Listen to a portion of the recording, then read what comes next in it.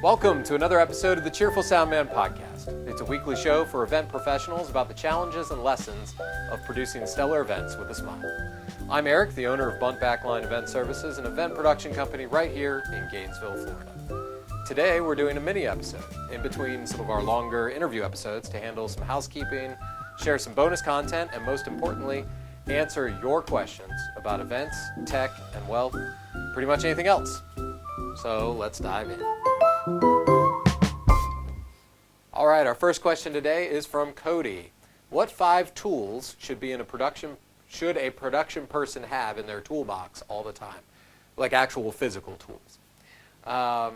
So what 5 tools? A Leatherman, like a multi-tool. It doesn't have to be the brand Leatherman, but any sort of multi-tool that's got pliers, a knife, screwdriver, all that stuff on you is super helpful.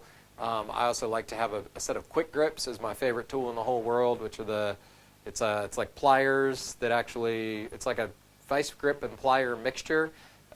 Best tool. I don't leave home without it ever. Let's see. A hammer is always a good one to have.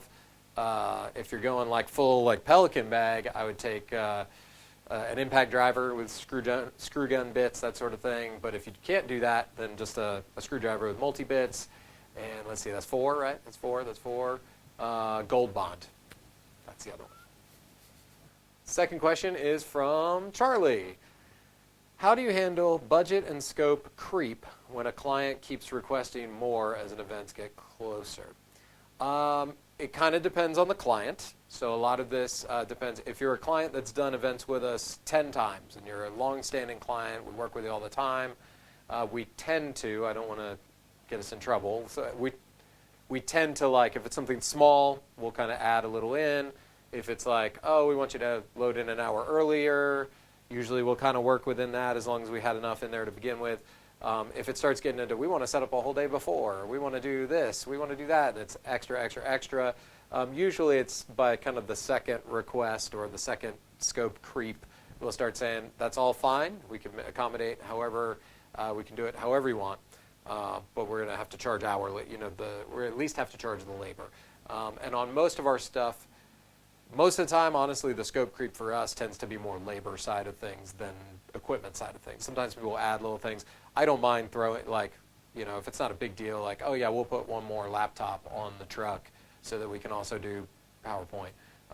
But if it's like we need one more person to run the PowerPoint, that's a different story because obviously that costs more on our end. So that's the general kind of policy, or it's not really a policy, but that's how we tend to do it. All right. And so, just for fun, we asked our Facebook group what question they get asked the most, and we got a lot of, does it have to be this loud? The answer is yes, or louder. No, it all depends. Usually try to maybe steer someone towards like sitting a little further back if they think it's too loud, or maybe, if you're at a concert and you feel that it's too loud, maybe a concert wasn't the right choice for your entertainment tonight. But sometimes it is just too loud, in which case I recommend almost every place has a restroom. You can always go in and get some tissue, ball it up, little homemade earplugs. Usually takes the edge off, works for me. But yes, it does have to be that loud. All right, another great answer from our group was, what does this button do? It's probably a self-destruct button. No, what does this button do? No.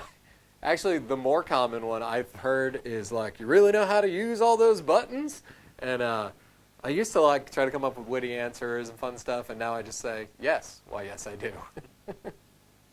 Because yes, of course I know how to use all the buttons on the piece of equipment that I'm operating in front of thousands of people. Yes, I know what the buttons do. Anyway. All right. Oh, that's all the questions for today. Thanks for tuning in to our mini episode. If you have questions you want us to answer on the next show, you can ask them in our Instagram, The Cheerful Soundman. So until next time, don't suck and don't be a jerk.